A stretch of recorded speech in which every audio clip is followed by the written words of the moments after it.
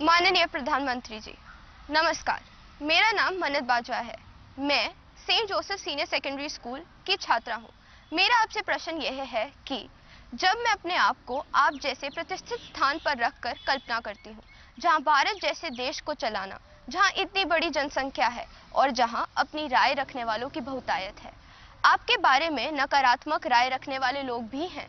क्या वह आपको प्रभावित करते हैं? यदि हाँ करते हैं, तो आप आत्मसंदेह की भावना से कैसे उभरते हैं? मैं इसमें आपसे मार्गदर्शन चाहती हूँ। धन्यवाद श्रीमान। Thank you, Mannat. Honorable Prime Minister, sir. Astami Sen resides in South Sikkim, an area famous for its tea gardens, breathtaking beauty, and tranquil, undisturbed, snow-clad Himalayas. She also requests your directions on identical matter that needs to be addressed. Astami, please ask your question. माननीय प्रधानमंत्री जी, नमस्कार। मेरा नाम अष्टमी सेन है। मैं कक्षा 11वीं की छात्रा डीएवी पब्लिक स्कूल रंगित नगर दक्षिण सिक्किम से हूँ। मेरा प्रश्न आपसे ये है कि जब विपक्ष और मीडिया आपकी आलोचना करते हैं तो आप कैसे इनका सामना करते हैं, जबकि मैं अपने अभिभावकों की शिकायतों एवं निराशाजनक बातों का सामना नहीं कर पाती हूँ। कृपया मेरा मार्गदर्शन कीजिए। धन्यवाद श्री। थैंक यू अष्टमी। माननीय प्रधानमंत्री जी, राष्ट्रपिता महात्मा गांधी, सरदार पटेल और स्वामी दयानंद सरस्वती जैसे महापुरुषों की जन्मभूमि गुजरात की कुमकुम प्रताप भाई सोलंकी आभासी माध्यम से जुड़ रही हैं और इसी तरह की दुविधा में हैं। कुमकुम आपसे मार्गदर्शन चाहती है। कुमकुम, कृपया अपना प्रश्न पूछिए। माननीय प्रधानमंत्री महोदय, मेरा नाम सोलंकी कुमकुम है। मैं कक्षा 12वीं श्री हडाराबाल हाई स्कूल, जिला अहमदाबाद, गुजरात की छात्रा हूँ। मेरा प्रश्न यह है कि आप इतने बड़े प्रजातांत्रिक देश के प्रधानमंत्री हैं, जिन्हें कितनी सारी चुनौतियों का सामना करना पड़ता है। आप इन चुनौतियों से कैसे लड़ते हैं? कृपया करके मुझे मार्गदर्शन दीजिए। धन्यवाद। Thank you Kumkum. Honourable prime minister sir, Akash Jarira lives in the Silicon Valley of India, Bengaluru, known for being a perfect gateway to a plethora of activities, both traditional and modern. Through his question, he seeks your advice on a somewhat similar matter that has been concerning him for a while. Akash, please ask your question. नमस्ते मोदी जी, मैं आकाश दरीरा 12वीं कक्षा Whitefield global school Bangalore से। मेरा आपसे यह प्रश्न है कि मेरी नानी जी कविता ए माखीजा मुझे हमेशा सलाह देती है आपसे सीखने के लिए कि आप कैसे विपक्ष के लगाए हुए हर आरोप, हर आलोचना को टॉनिक और अवसर के रूप में देखते हैं। आप ऐसे कैसे करते हैं मोदी जी? कृपया हम युवाओं को भी प्रेरणा दें ताकि हम जीवन के हर परीक्षा में सफल हो। धन्यवाद। थैंक यू आकाश। माननीय प्रधानमंत्री जी, आपका जीवन करोड़ों युवाओं का प्रेरक रहा है। मन्नत, अष्टमी, कुमकुम और आकाश जीवन में आने वाली चुनौतियों में कैसे सकारात्मक रहकर सफलता प्राप्त करें, इस विषय पर आपका अनुभव जानना चाहते हैं। कृपया मार्गदर्शन करें। माननीय प्रधानमंत्री जी। आप लोग एग्जाम देते हैं और घर आकर के जब परिवार के साथ या दोस्तों के साथ बैठते हैं, कभी टीचर से निकट नाता है तो उनसे बैठते हैं और कोई सवाल का जवाब ठीक नहीं आया तो आपका पहला रिएक्शन होता है ये आउट ऑफ सिलेबस था। यही होता है ना? तो ये भी आउट ऑफ सिलेबस है। लेकिन मैं अंदाज कर सकता हूं कि आप क्या कहना चाहते हैं। अगर आपने मुझे न जोड़ा होता तो शायद आप अपनी बात को और ढंग से कहना चाहते होंगे, लेकिन शायद आपको मालूम है कि आपके परिवार वाले भी सुन रहे हैं, तो ऐसा खुल करके बोलने में खतरा है। इसलिए बड़ी चतुराई से आपने मुझे अंदर लपेट लिया है। देखिए, जहां तक मेरा सवाल है, मेरा एक कन्विक्शन है और मेरे लिए ये आर्टिकल ऑफ फेथ है। मैं सिद्धांततः मानता हूं कि समृद्ध लोकतंत्र के लिए आलोचना एक शुद्धि यज्ञ है।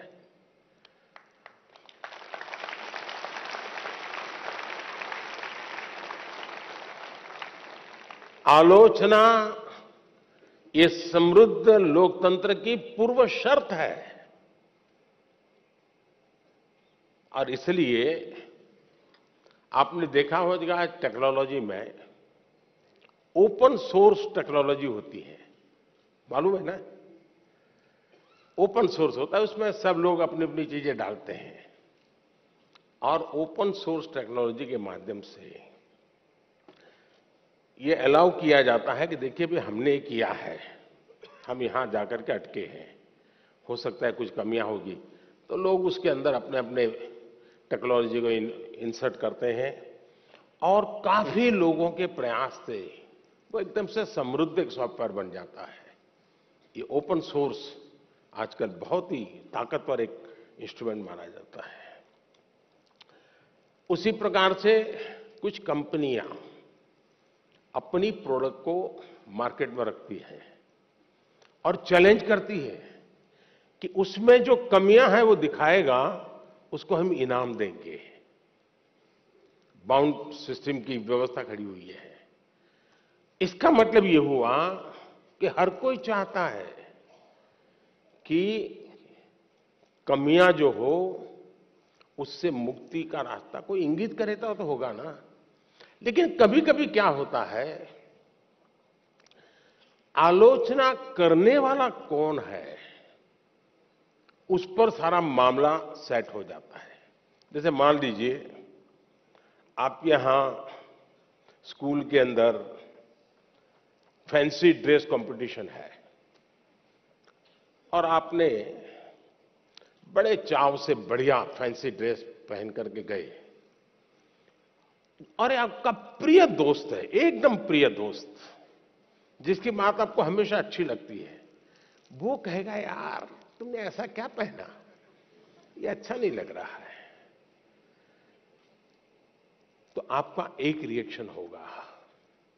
और एक स्टूडेंट है जो आपको थोड़ा कम पसंद है, नेगेटिव वाइब्रेशंस हमेशा आते हैं उसको देखते ही, आपको उसके बातें बिल्कुल पसंद नहीं है, वो कहेगा देखो ये क्या पहन के आया है, कैसे पहनते हैं क्या, तो आपका एक दूसरा रिएक्शन होगा। क्यों?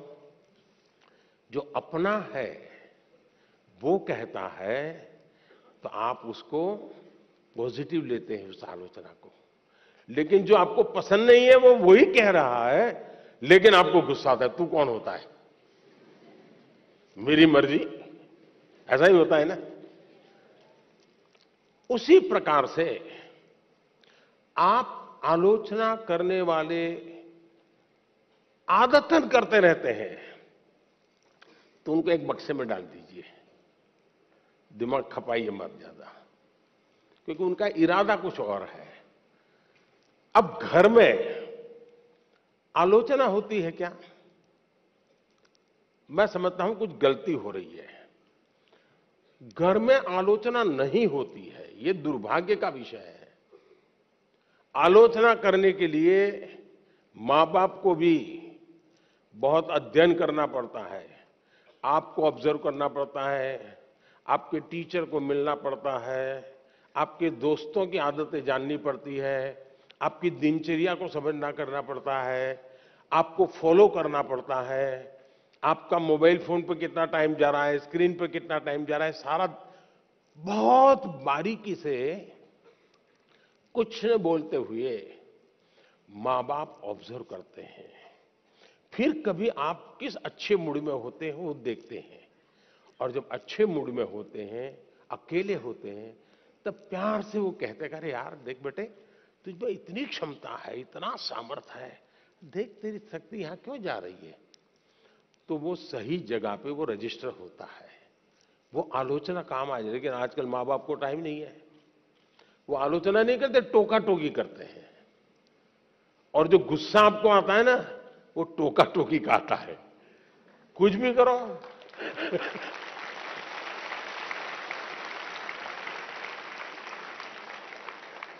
खाने पे बैठे हैं कुछ भी कहेंगे, ये खाया तो भी कहेंगे, नहीं खाया तो भी कहेंगे।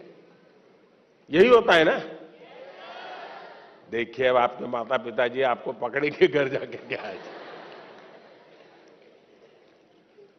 टोका टोकी जो है वो आलोचना नहीं है। अब मां बाप से मैं आग्रह करूंगा कि कृपा करके आप अपने बच्चों की भलाई के लिए ये टोका टोकी के चक्कर से बाहर निकलिए। उससे आप बच्चों की जिंदगी को मोल्ड नहीं कर सकते हैं। ऊपर से इतना मन से कुछ उस दिन अच्छे मूड में है, कुछ अच्छा करने के मूड में है, और आपने सुबह ही कुछ कह दिया, देख दूध ठंडा हो गया, तू दूध पीता नहीं है, शुरू कर दिया तो ऐसा ही है, फलाना देख कैसा करता है, तुरंत सुबह अपनी माँ कहती है ऐसे दूध पी लेता है, फिर उसका दिमाग फटकता है, वो दिन भर का उसका काम है बर्बाद हो जाता है। और इसलिए अब आप देखिए, हम लोग पार्लियामेंट में, कभी आप लोग पार्लियामेंट का डिबेट देखते होंगे, पार्लियामेंट का जो टीवी है, कुछ लोग बहुत ही अच्छी तैयारी करके आते हैं पार्लियामेंट में अपनी स्पीच देने के लिए, लेकिन स्वभाव से जो सामने विपक्ष के लोग होते हैं ना, वो आपकी साइकोलॉजी जानते हैं, तो कुछ में ऐसे ही कोई टिप्पणी कर देते बैठे बैठे, और उसको मालूम है कि टिप्पणी ऐसी है कि वो रिएक्ट करेगा ही करेगा।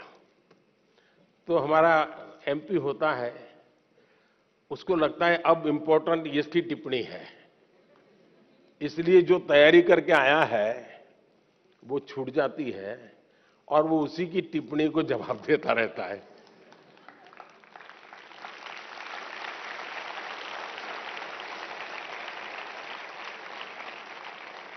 और अपना पूरी बर्बादी कर देता है। और अगर टिप्पणी है हंसी मजाक में, बॉल खेल लिया, छुट्टी कर दी, दूसरी सेकंड में अपने विषय पे चला जाता है, तो उसको फोकस एक्टिविटी का परिणाम मिलता है। और इसलिए हमें अपना फोकस छोड़ना नहीं चाहिए। दूसरी बात है, देखिए आलोचना करने के लिए बहुत मेहनत करनी पड़ती है, बहुत अध्ययन करना पड़ता है, उसका एनालिसिस करना पड़ता है, कंपैरिजन करनी पड़ती है, भूतकाल देखना पड़ता है, वर्तमान देखना पड़ता है, भविष्य देखना पड़ता है, बड़ी मेहनत करनी पड़ती है, तब जाके आलोचना संभव होती है। और इसलिए आजकल शॉर्टकट का जमाना है। ज्यादातर लोग आरोप करते हैं, आलोचना नहीं करते। आरोप और आलोचना के बीच में बहुत बड़ी खाई है। हम आरोपों को आलोचना न समझे। आलोचना तो एक प्रकार से वो न्यूट्रिएंट है जो हमें समृद्ध करता है। आरोप वो चीजें हैं जिसको हमने आरोप लगाने वालों को गंभीरता से लेने की जरूरत नहीं है, समय बर्बाद की जरूरत नहीं है। लेकिन आलोचना को कभी लाइट नहीं लेना चाहिए, आलोचना को हमेशा मूल्यवान समझना चाहिए। वो हमारी जिंदगी को बनाने के लिए बहुत काम आती है। और अगर हम ईमानदार हैं, हमने प्रामाणिक सत्यनिष्ठा से काम किया है, समाज के लिए काम किया है, निश्चित मकसद के लिए काम किया है, तो आरोपों की बिल्कुल परवाह मत कीजिए दोस्तों।